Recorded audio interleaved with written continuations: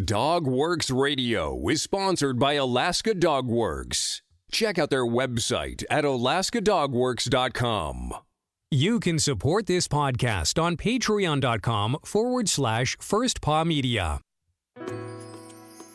This episode of the podcast is brought to you by First Paw Coffee Company, specializing in private label premium blend coffee.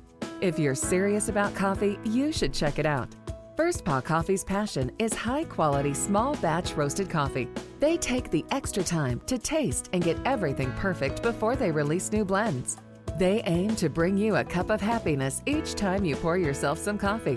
Find out more at ak.dog/free and enter for a chance to win some First Paw Coffee prizes, a book from our collection, and tote bag. One winner will be selected at random each month. That's ak.dog/free. As the COVID-19 pandemic first swept through the United States a year ago, dog adoptions skyrocketed. One estimate from PetPoint, which keeps statistics on the number of animals currently in the American shelter system, found that adoptions were up more than 12% in 2020, after years of declining numbers. Anecdotal reports from breeders suggest demand for new puppies followed this trajectory as well. On today's podcast, we are examining the changing face of America's dog and what it says about us. This episode will be a deep dive into our various canine love affairs, from post-war era's working dogs to the designer breeds of today. This is a good one. If you are new here, please do us a favor and hit that like and subscribe button. If you really like what we do, be sure to hit that notification bell and you will never miss an episode. From First Paw Media, sponsored by Alaska Dog Works Professional Canine Training Center in Anchorage, Alaska. This is Dogworks Radio, committed to families and their dogs to build lifelong and fulfilling relationships. Visit our website at dogworksradio.com. Now here are your hosts, Robert and Michelle Forto. Hello and welcome to Dogworks Radio. This is your host, Michelle Forto, and I'm the lead trainer of Alaska Dogworks.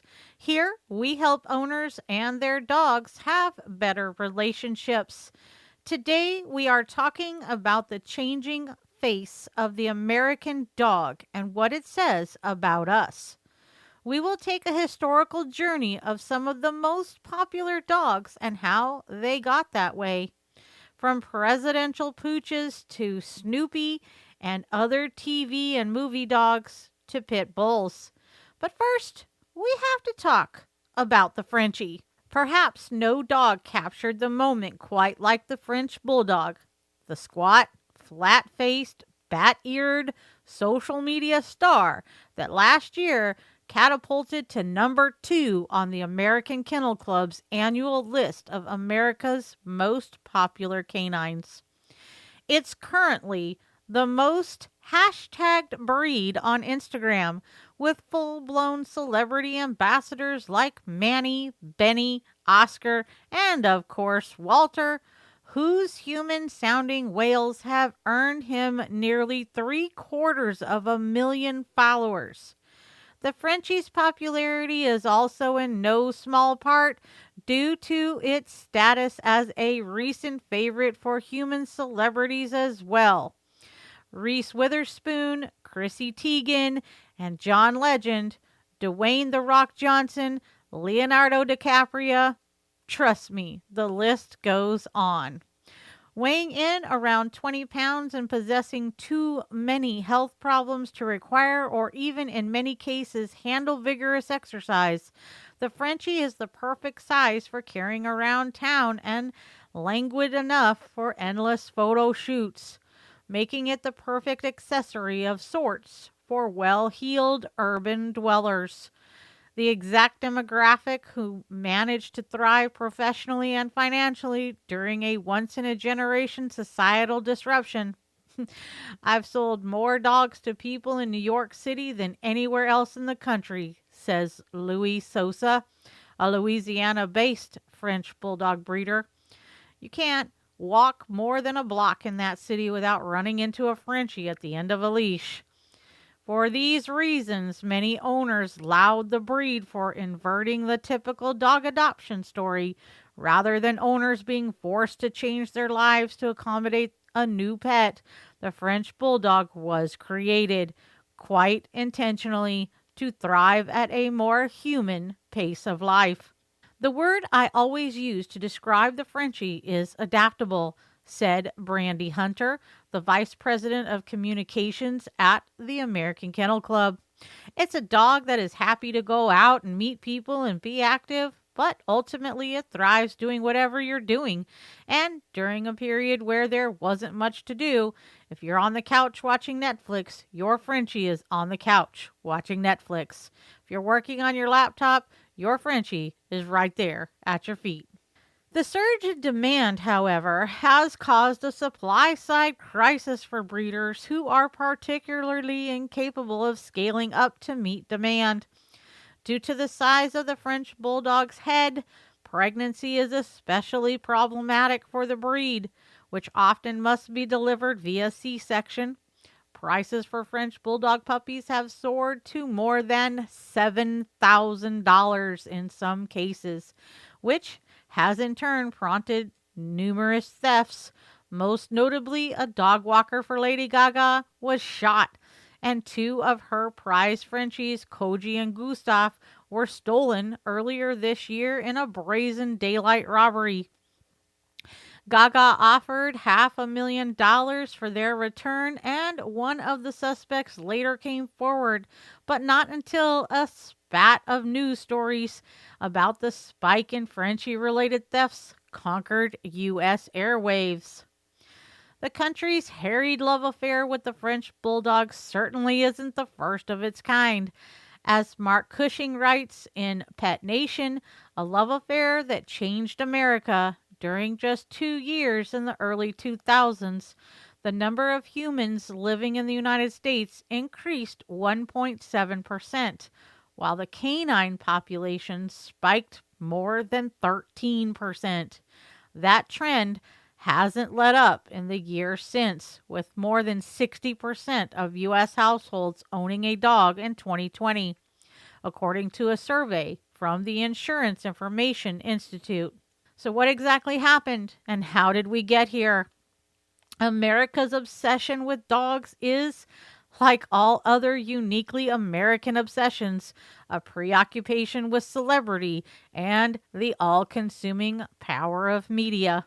The big screen exploits of Rin Tin Tin and a few decades later, Lassie, popularized German Shepherds and Collies for an entire generation of Americans in the post-war period, during which the nascent advertising and financial industries built the modern consumer culture we know today.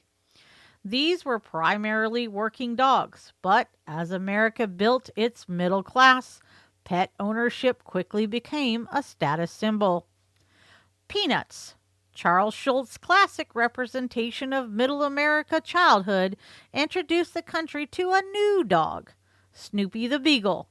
In the face of the comic strip's immutable portrayal of social isolation and anxiety, Charlie Brown never did kick that football. Snoopy's lighthearted antics and extravagant imagination made the eager canine a bona fide megastar. Soon his likeness was a best-selling toy, one of the most successful write-in U.S. presidential candidates in history, and eventually an official mascot for NASA. In the years following Snoopy's debut in 1950, the Beagle, a British breed originally raised to hunt rabbits and other small game, became a sensation.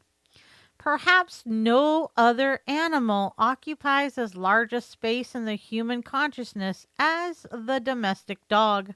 Myths in nearly every human culture have held man's best friend as paragons of bravery and loyalty. Sure, but also deception and betrayal. This is to say that dogs exist in stories of every era. mainly as extensions of ourselves, a piece of the wildness we've lost somewhere along the way, perhaps, or a representation of the unconditional virtue modern life has slowly eroded. So, it stands to reason that the story of man's best friend in the United States would also exist as a projection of our own.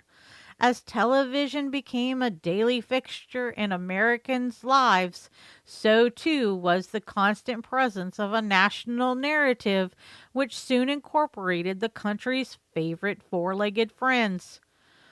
President Gerald Ford's golden retriever Liberty was a favorite prop among the White House press corps, which went wild when she gave birth to a litter of 9 puppies on the grounds of the White House. Liberty quickly became a national celebrity, and staff famously signed portraits requested by her many fans with a rubber stamp of her paw print. Liberty was, of course, just the latest in a long line of presidential pets, but there was something distinct about the retriever that the country latched onto over the next few decades. Ronald Reagan, whose main strength was arguably the ability to deploy metaphor and deftly construct media narratives, also acquired a golden retriever puppy during his successful 1980 campaign. In the following years, both the golden and its close cousin, the Labrador retriever, towered over the U.S. dog market, a trend that continues to this day. The golden retriever in particular cemented its status as an American icon through its domination of traditional media near the turn of the millennium. These big blonde beauties were the most popular advertising gimmick of the 1990s. The first chapter of Golden Retrievers for Dummies declares, not to mention, the breed's simultaneous domination of serialized television. In particular, America fell for Comet, a scene-stealing golden adopted by the Tanner family on ABC's smash hit sitcom Full House, cementing the breed's status as a cultural phenomenon according to the American Kennel Club. The breed was, in many ways, a mirror for the country's aspirations. As the Cold War came to an end and the Soviet Union dissolved, the United States found itself all out of enemies. It was, as Francis Fukuyama famously wrote, the end of history. As the story goes, America's never-ending economic expansion had just begun. Half the country lived in suburbs, ringing major cities, and the rest weren't far behind. The Golden Retriever, a quintessential family dog, obedient to a fault, great around kids and other people, active enough to require space and often a yard, was the perfect symbol of America's hopes at the turn of the century. Homeownership, and by extension of certain measure of affluence and security, seemed within reach for more people than ever before. Popular media, in turn, reflected this narrative right back at us.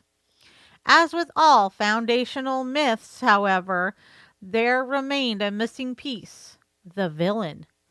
We are going to talk about that right after the break, so don't go anywhere. So earlier, you learned about First Paw Coffee Company. Now I'm going to tell you about its Trailbreaker Blend. First Paw Coffee Company's Trailbreaker Blend is inspired by our love of the Northern Lights, frosty paws, and sled dog trails. How cool is that? The Trailbreaker Blend is a private label premium blend that was developed just for them. It's a medium dark roast from Central and South America, highlighting flavors of brown sugar, hazelnut, and plum. Be sure to go to ak.dog/free and enter to win a bunch of cool prizes. That's ak.dog/free. Any history of the American dog, of America period, without a chapter on the pit bull would be, well, incomplete.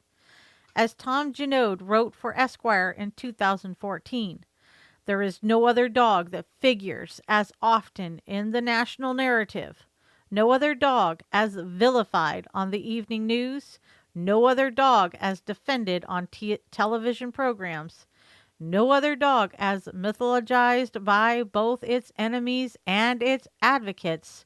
No other dog as discriminated against. No other dog as wantonly bred. No other dog as frequently abused. No other dog as promiscuously abandoned. No other dog as likely to end up in an animal shelter. No other dog as likely to be rescued. No other dog as likely to be killed. In a way, the pit bull has become the only American dog because it is the only American dog that has become an American metaphor, and the only American dog that people bother to name. When a Cocker Spaniel bites, it does so as a member of its species. It is never anything but a dog. When a pit bull bites, it does so as a member of its breed. A pit bull is never anything but a pit bull. The central irony of the American pit bull, then, is that it is not technically a breed at all, but a constantly shifting list of characteristics, often compiled not to classify the animals but ban them. According to the advocacy group Dogs Bite, which advocates for municipalities to ban dangerous breeds, more than 900 cities in the United States currently have laws on the books banning pit bulls. In most of Iowa, Missouri, and Kansas, it is illegal to own one, and the same is true of Miami, Ontario, Canada, and the whole United Kingdom.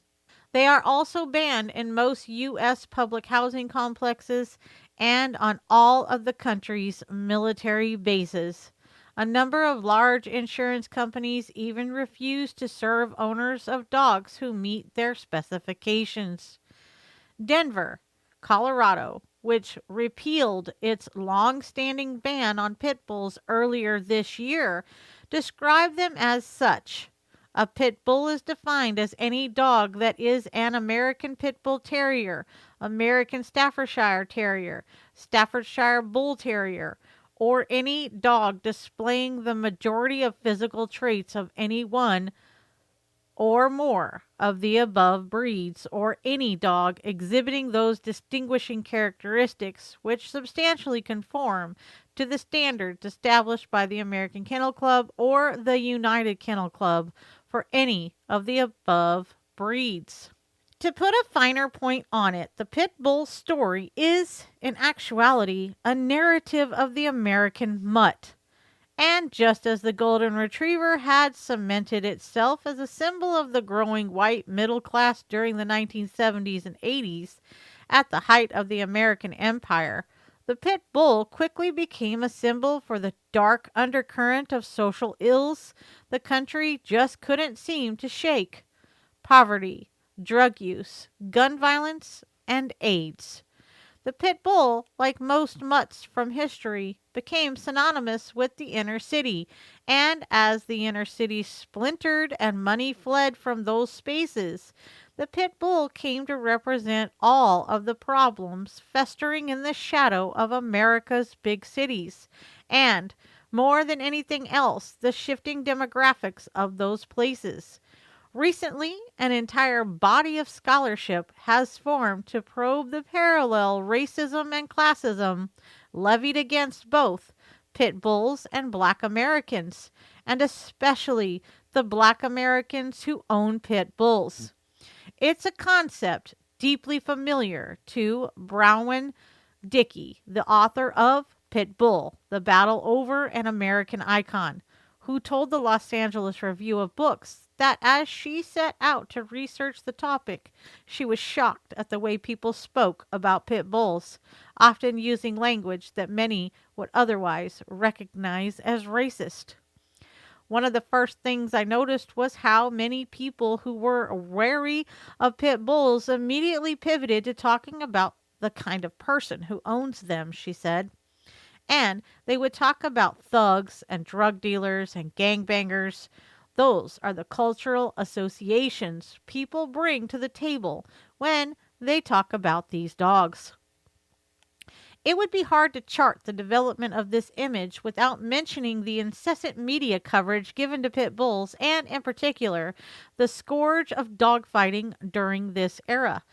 Despite scant evidence to show that the problem was as widespread as its detractors seem to insinuate, dog fighting became to many a disgusting sign of the moral rot at the center of the capitalist project, and to others an admittedly problematic but nonetheless nostalgic pastime that harkened back to the brutality of the American frontier. I'm not defending fighting dogs, the novelist Harry Crews wrote in another piece for Esquire, but I wonder why we can't tell the truth about blood sports, which would go a long way to telling the truth about ourselves. We are a violent culture. Starting in the 1970s, the United States also began locking up more people disproportionately from poor and minority communities than ever before, a trend that continues to this day despite the fact that crime began falling in the 1990s and remains at near historic lows. The same tough-on-crime carceral strategies the United States imposes on its human population trickled down to its pets as well, with 6.5 million dogs today. Higher estimates find that pit bulls make up more than 80% of that number, locked up in shelters and all too often euthanized. Statistics compiled by the ASPCA show that somewhere between 2,000 and 3,000 pit bulls are killed every day in America. Let me say that again, you guys. Somewhere between 2,000 and 3,000 pit bulls are killed every day in America. A cruel mirror of the 1.8 million people currently languishing in our jails and prisons, even after COVID-19 forced authorities to clear out nearly 14% of the country's incarcerated population last year. It's hard to pinpoint when exactly the campaign to rehabilitate the pit bull's image began in earnest, but it's safe to say that sometime in the aftermath of the 9/11 terrorist attacks, the same characteristics that once inspired fear had now, in the face of the prevailing culture that said the country was facing an existential attack on its values and way of life, become laudable national attributes. America was at war once again and found itself on the hunt for new wartime symbols.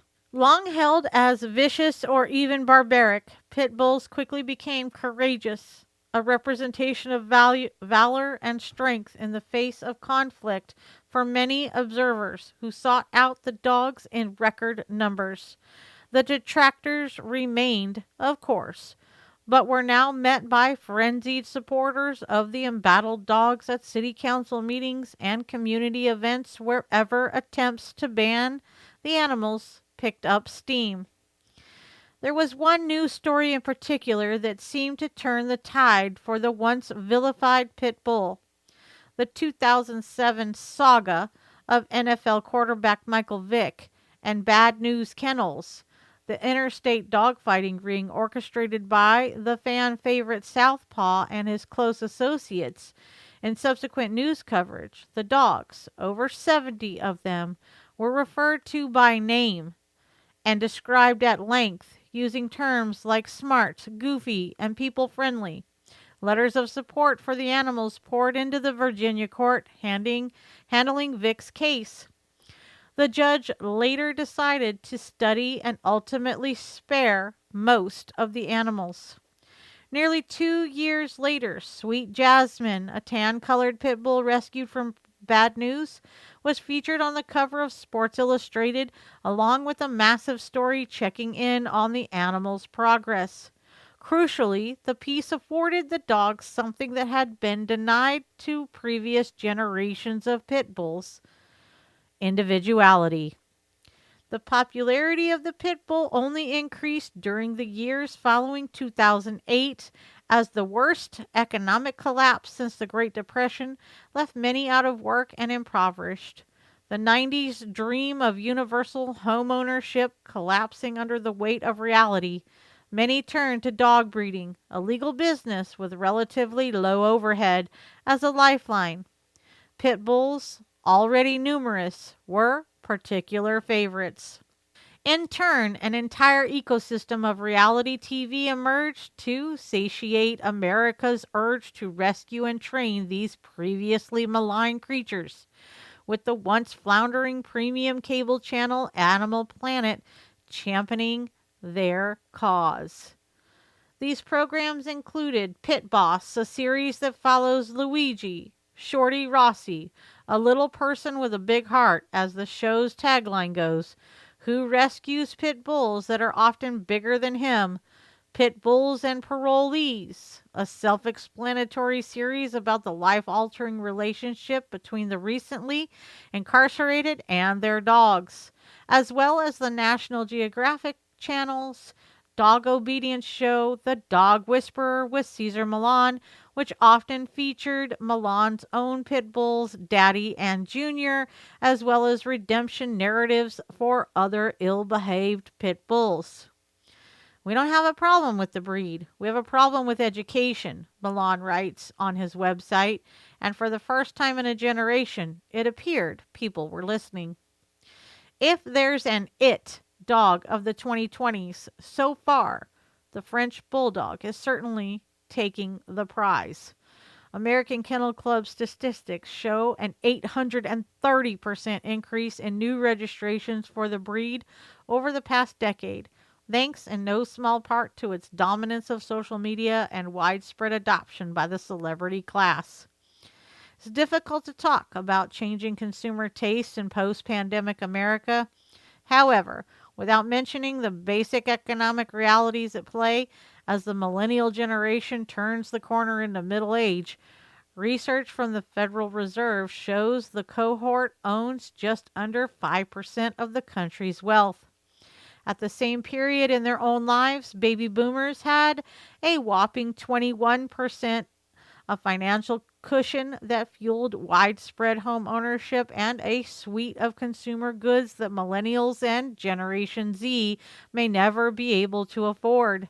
These younger generations are also urbanizing at a rapid clip, driving a nationwide trend that saw America's urban population jump from 75% in 1990 to 82% in 2020, according to the World Bank.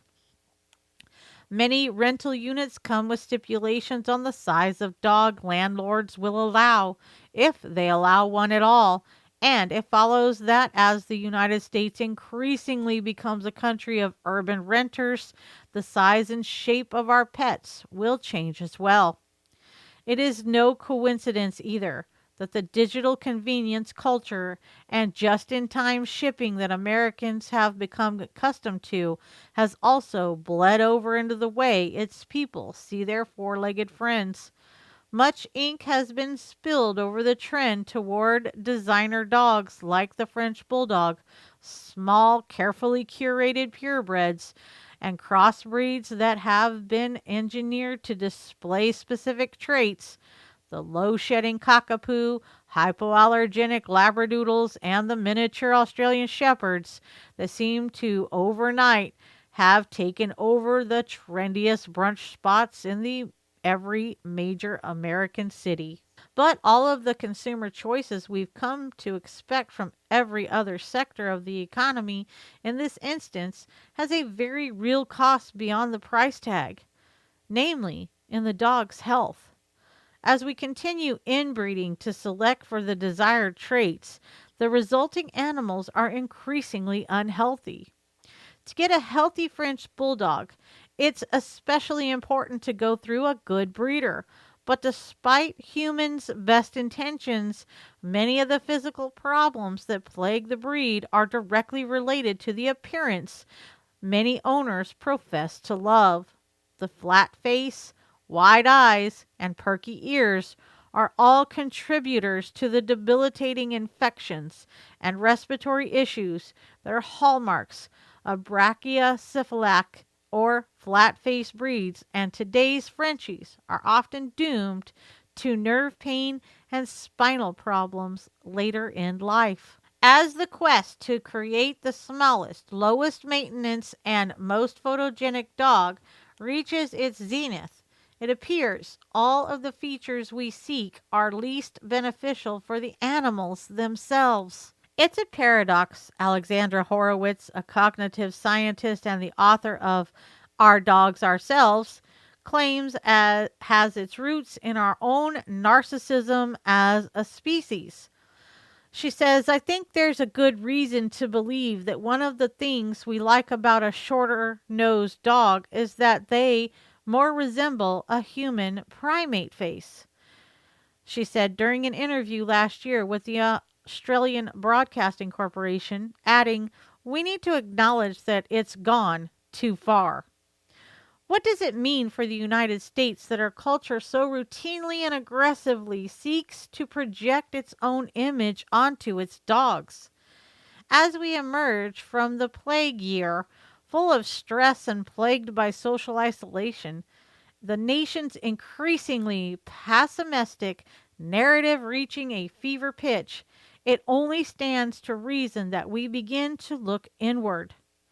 Facing a deficit of social interaction and political control, Americans were bound to seek those things in other parts of their lives. The investment firm Morgan Stanley estimates that the pet care industry will triple in size over the next decade as pet ownership, particularly dogs, continues to expand. Real estate firms say that veterinary medicine is one of the few bright spots in their commercial markets as demand for office space continues to flag. More people are buying pets than ever, and many of those will be expected to fit perfectly into their owners' perfectly bottled urban knowledge economy lives. As a result, breeders, and not just those contending with the physical toll of French bulldog pregnancies, are having a hard time keeping up with demand for prestige breeds. All of this points to a looming companion animal crisis, with grifters and high-volume breeders cue the impending moral panic over puppy mills, stepping up to fill the void. Organizations from the American Kennel Club to the ASPCA all advocate extensive research before picking up a new pet, especially a dog. Different breeds require different accommodations, and anyone picking up a new puppy should always perform a cursory background check of the breeder. Last December in Pennsylvania, an online puppy scammer from Cameroon was arrested for catfishing lonely Americans out of thousands of dollars, promising perfectly miniature chihuahuas and dachshunds. At his sentencing, the federal judge made a point of mentioning the Department of Justice's zeal for punishing criminals who seek to exploit Americans' particular fondness for animals.